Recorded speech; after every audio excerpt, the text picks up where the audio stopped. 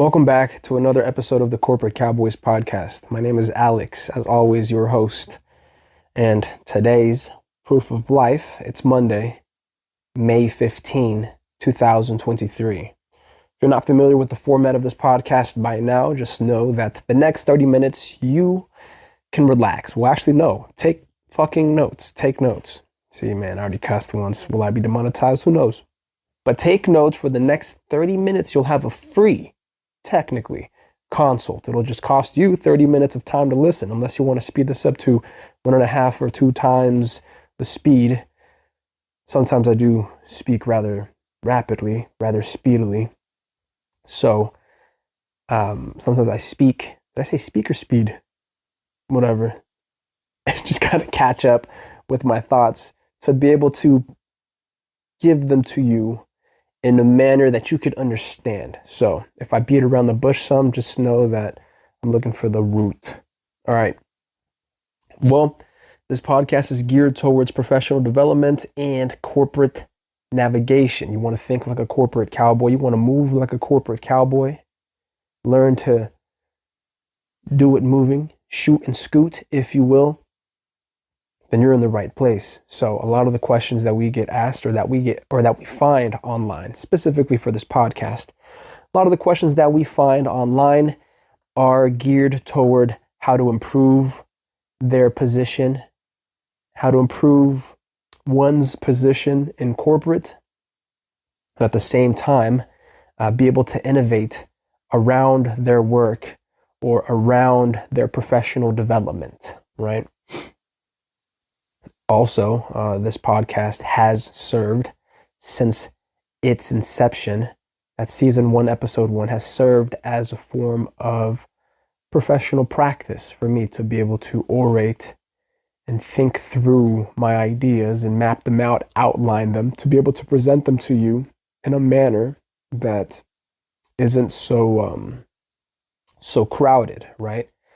That's why these 30-minute exercises are like practice problems, problem sets, if you will. Hypothetical clients at that, and that's how we refer to them as, because, they haven't retained us. So I guess the disclaimer comes in right here, where none of what you hear that's published by the Corporate Cowboys podcast or by Incorporating Associates, any of our affiliates, none of it should be construed as legal advice to you, right? And we do not promote nor do we condone any wrongful activity or any wrongdoing, okay? So what you hear here, what you hear over this podcast and in any of our publications is meant just as a general advisory. It's not even legal advice, okay? Professional. It's professional. We're professionals after all. We're in the business of cultivating other professionals to move professionally.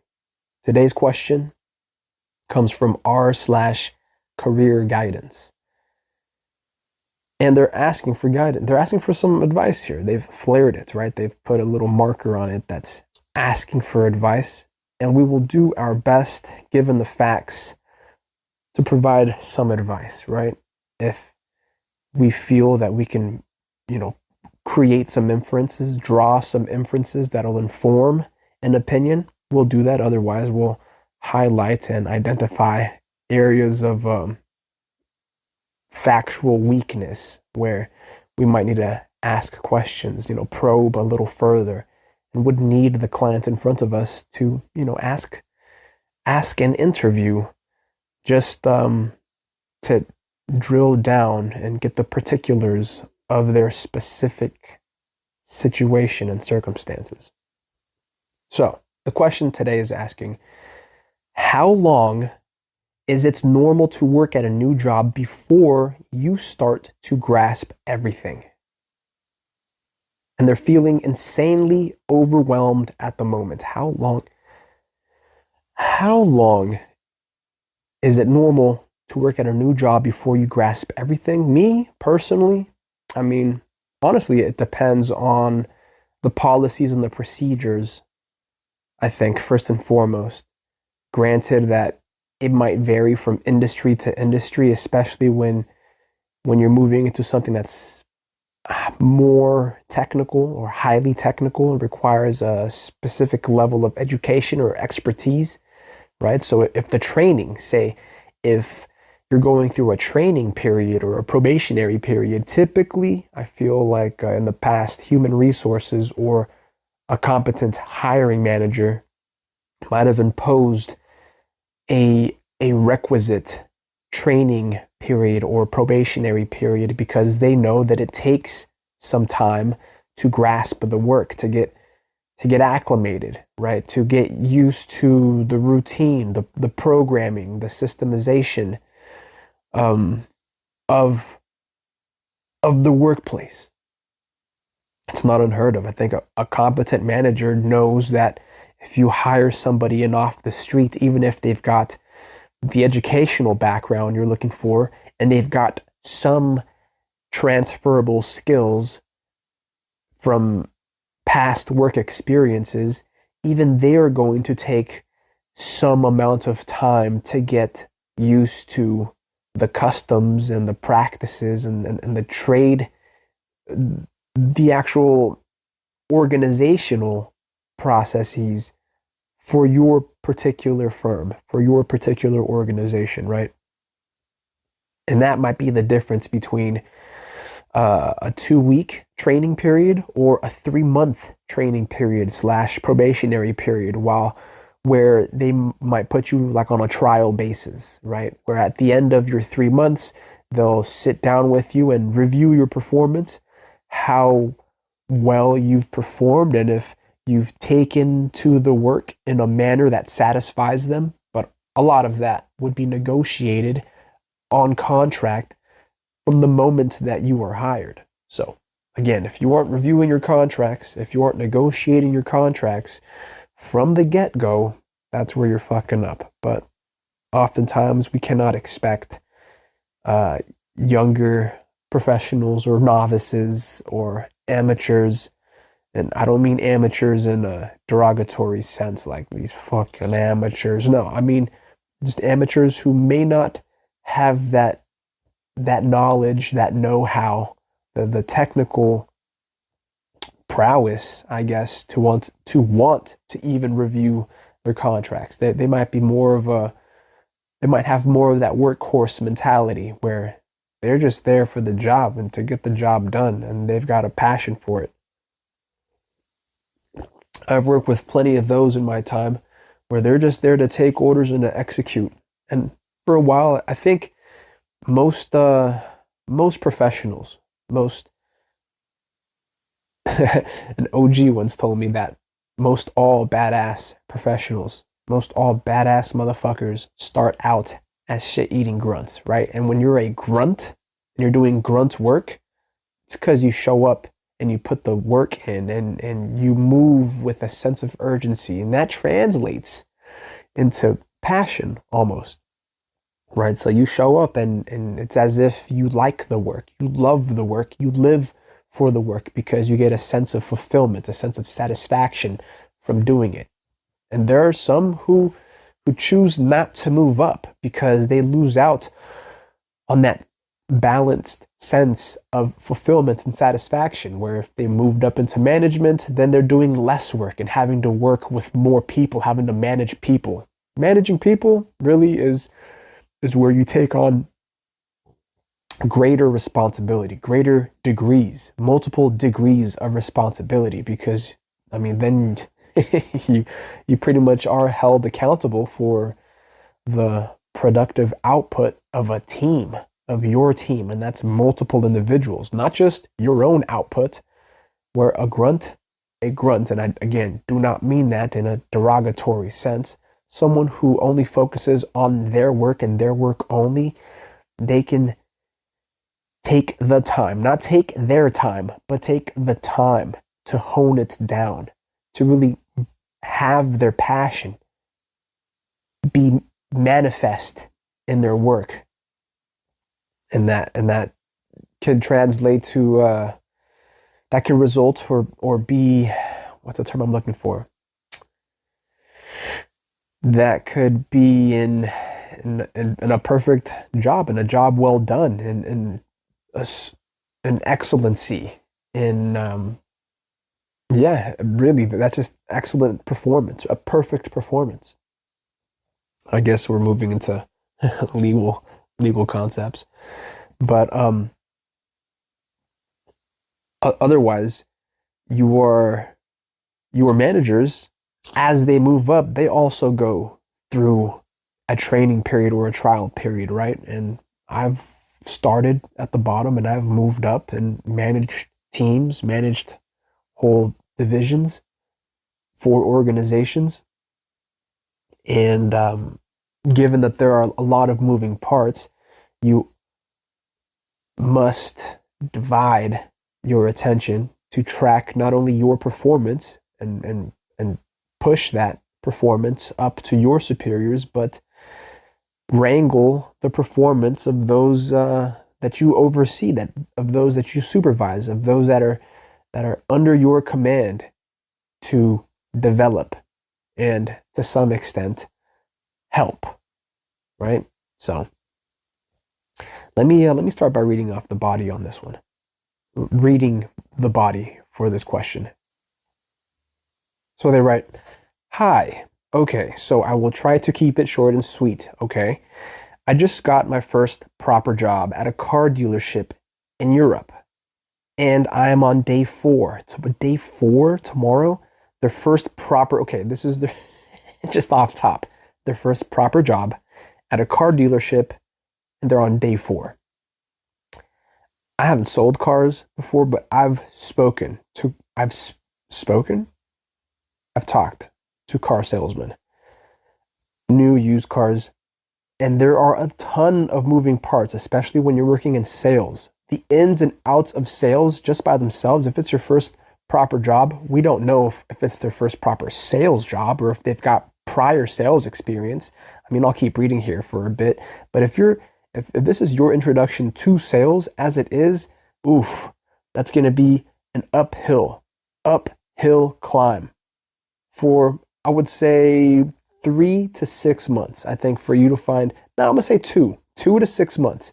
I think if you put your nose to the grindstone and you really devour all the knowledge that comes your way and the knowledge that you can go out and seek as far as supplementary just resources and knowledge that's available out there for you to consume, you just go out there and just devour it voraciously. Look up videos, read PDFs and manuals, and I mean there are some shorter books. I probably wouldn't dive into novels at this point, but to really learn, hone, and refine sales as a primary skill that you'll be making your bread and butter with, 2 to 6 months for you to get a good feel and be comfortable selling.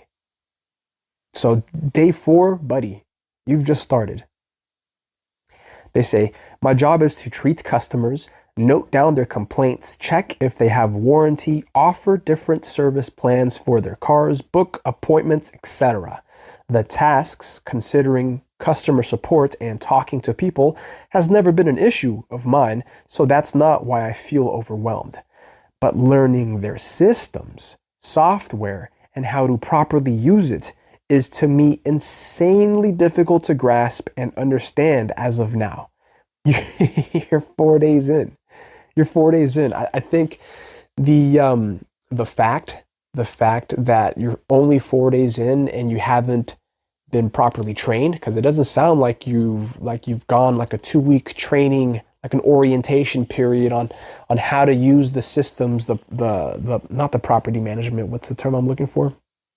The CMS, the customer management system, or the inventory management system to know exactly the products you are selling, the services you are selling, and how to manage your clients' profiles, right?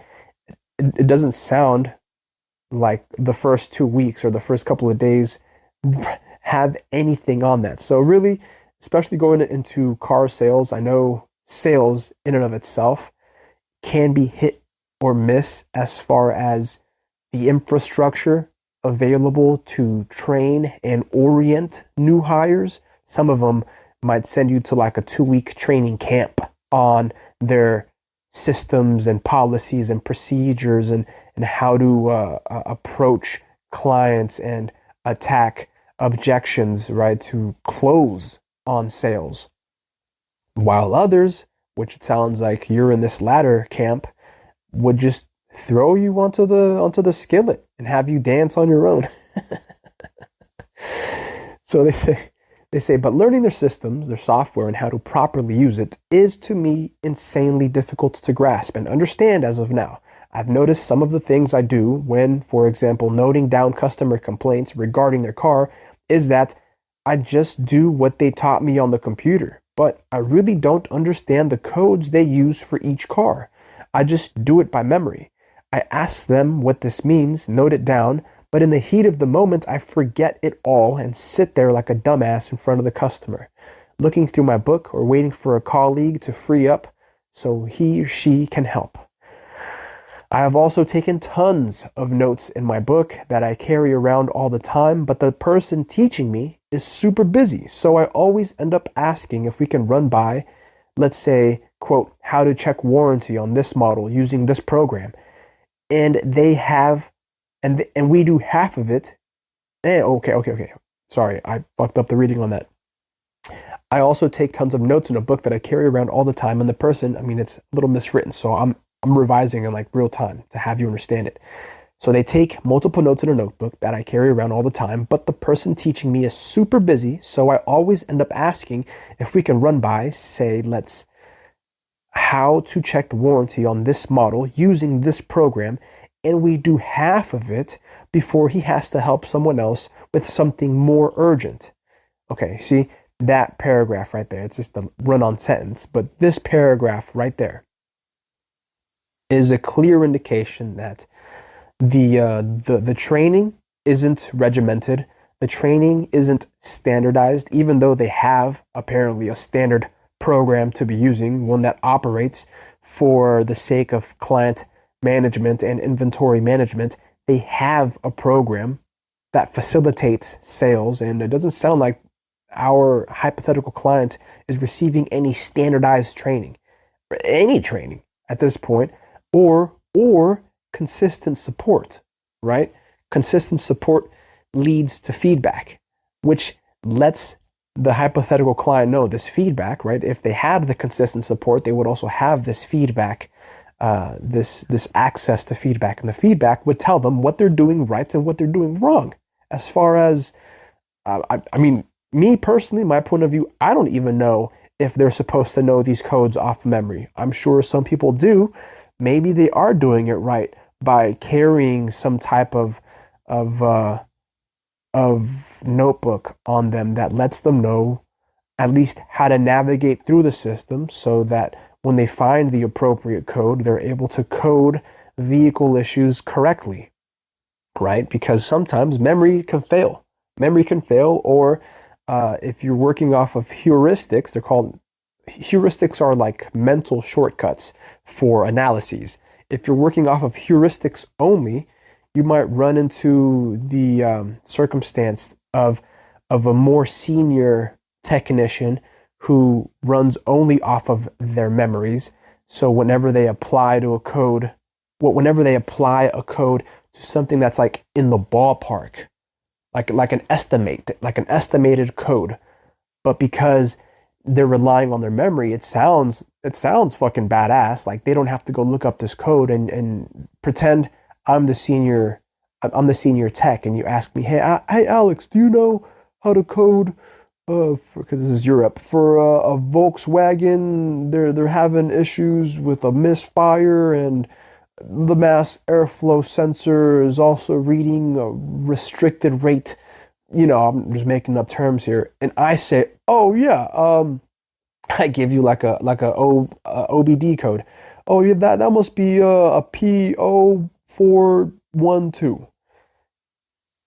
Right? It sounds badass, that even though in my mind I might have pulled it out of my ass, as far as going through the issues that you diagnosed for me verbally, and I tell you, well, I've had that code pop up for similar circumstances, it might not be the exact circumstances for that exact car with the specific symptoms or specifications on it, right? So heuristics could also be a crutch that could end up crippling you if you employ them incorrectly. That's funny to imagine, a crutch that could potentially cripple you.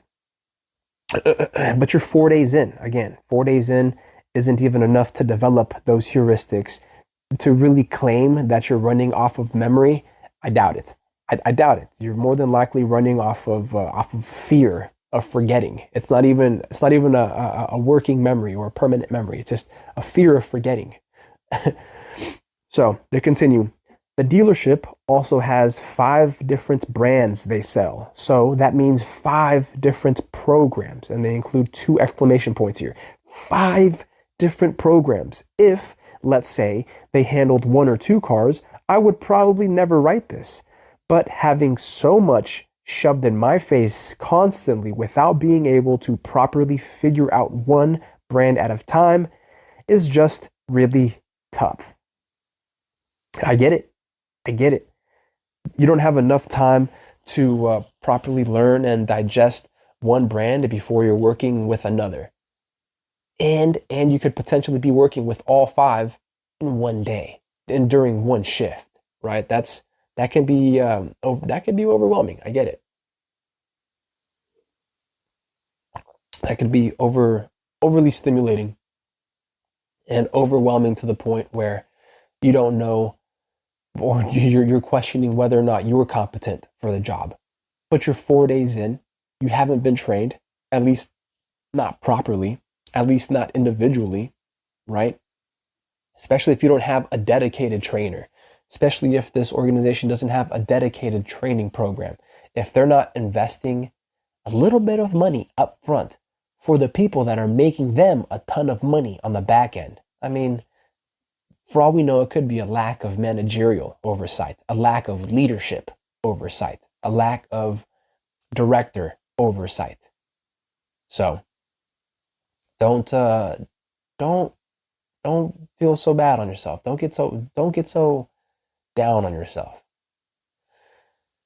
They write, the customers obviously expect me to understand how to implement a service plan for their cars within a few minutes, but sitting there with the phone ringing, the stare of your customer, and me trying to navigate this old ass system. Okay, maybe they're just talking shit, but yeah, if you got an old ass system too, you could be dealing with the old ass organization and old ass policies and procedures, old ass leadership. And if they're not innovating, I mean, there's an opportunity there, but you're only 4 days in. So I don't know if you want to start pitching initiatives to innovate just yet. Maybe take it up with the manager first. So they write. With the phone ringing, the stare of your customer, me trying to navigate this old ass system completely different from each other is pretty crazy to me. How am I supposed to know all this? Am I supposed to? I should because it is expected of me. I just have no idea how long this feeling will last. Damn. Okay. Well, let me put some perspective on you.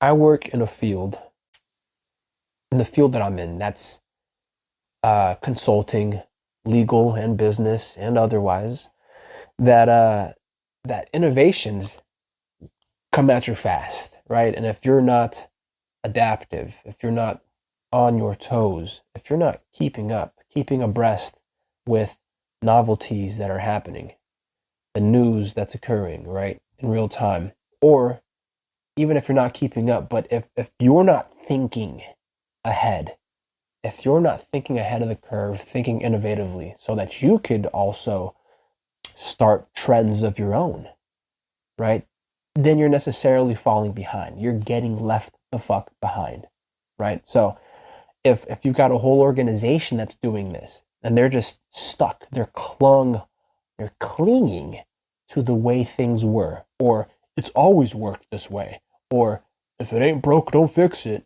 right? But they're not moving to improve it, right? If it ain't broke, it doesn't mean it can't be better. It can't make money easier. It can't move smoother, right? It doesn't mean that. But if they're stuck, if they're stubborn as to not wanting to change or to not wanting to improve, innovate, or adapt, buddy, again, this is an uphill battle, but this is your first formal job. This is your first proper job moving within corporate. So you have to move accordingly. You have to move accordingly. First things first is look out for yourself. Now, you could choose to speak out and ask if there is any formal training programs. I don't know how big the organization is. Again, these are questions that we would ask in an interview with the hypothetical client, whether or not they did their homework before they applied.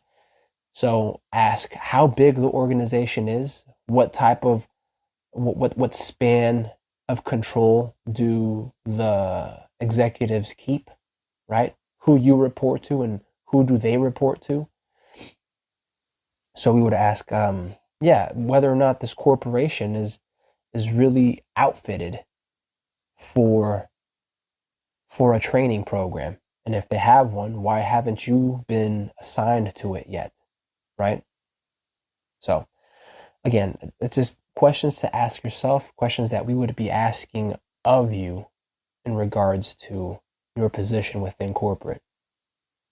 I mean, you've now signed the line. You're in the organization, but if the organization isn't working to keep you, and the organization isn't working to keep you alive and moving within the organization, there's some disconnect. There's some disconnect between objectives, and they could hire all the money-hungry young people they want, all the money-hungry salespeople they want, but if they don't provide any infrastructure, any orientation, or any training as far as their systems, they're just about it. They're as good as dead in the water, right? So, I mean, you throw you throw a handful of money-hungry sharks in the same kiddie pool together, but with no common purpose, no common orientation. They're going to end up eating each other. They're going to end up hating each other because we're not dealing with sharks. We're dealing with people. We're dealing with humans. And if this is your introduction to corporate as a professional, you will become jaded. You'll become disillusioned quick, and you'll have to learn on your own how to move like a corporate cowboy if they're not teaching you and leading you to do that. If you find yourself in a position like this and you need help, you need someone to talk to, if your inner circle of friends doesn't lend itself to these types of conversations, that's what we're here for. You can find us on Instagram. It's at Corporate Cowboys with a Z. You can find us on Patreon. The podcast is the Corporate Cowboys Podcast. And anywhere that podcasts are distributed, Apple, Amazon. I believe we're beginning to upload the archives onto archive.org, right? And they're free there too. So if you want to donate to us, keep this podcast free, then by all means, do that. There are a couple of donation links available for you. Send what you will. And you can write to us too and send something that way. That's P.O. Box 3372, Rancho Cordova, California, 95741. All right? Let me finish out the body on this one and give some parting thoughts because we're about at 30 minutes right now. The customers obviously expect me. I already read that. Obviously, I learned a lot since I started this Tuesday. Jeez, you see, I mean, don't make me feel bad. Don't make me feel bad. But yeah, I do feel for aspiring professionals, young and old. I feel for the aspiring professional who has to strike out on their own because it's going to be a lot of trial and error. When in theory, in capitalist theory, not corporate theory, in capitalist theory, your leaders should be backing you up, should be supporting you from below, right? A good leader allows their subordinates, if they want and if they're willing, a good leader allows their subordinates the opportunity to step upon their shoulders, to get up, to move up. Obviously, not to walk all over their fucking back, but to step up on their shoulders, gives them a boost in position, goes to bat for them, even sticks out their neck if it comes to it. But as we've learned, and as you may or may not have experienced, good managers, good leaders are very few and far in between. All right, so don't be so hard on yourself. You're 4 days in. You're 4 days in of a potential career. If you choose to stay, right? At this point, if they're not going to give you some type of structured training, within 2 months, I'd be out. Within 2 months, because it doesn't sound like it's conducive to proper professional development. It might be your first proper job, but whether or not it's conducive to you developing professionally, sure, you might be continuing to develop personally. And I do this with every contract and every employment. I'm always developing personally, right? Just through lived experience. But professionally, if I don't think I'm growing, or if I don't think my growth is supported by the work environment that I'm in professionally, I'm going to start looking outside. I'm going to exhaust the resources that I have within the organization. I'm going to exhaust whatever resources are available to me online or through books. But if it doesn't pan out, and leadership is stuck on this notion of you do what we say because if it ain't broke, don't fix it, I'm gonna look elsewhere. I'm either gonna rock the boat some, right? I'm gonna do a proper 3-point shoot fadeaway, right? Running and gunning, or I'm gonna look to the competition. I'm gonna look for whatever else is in market. Who's doing it better? Who's doing it better? Because that's who I want to be working with. Again, it's an overarching theme of the podcast, is to empower the aspiring professional and put them on a level to work with corporate, not always be working for them. See, that's some corporate cowboy shit. Catch you on the next one.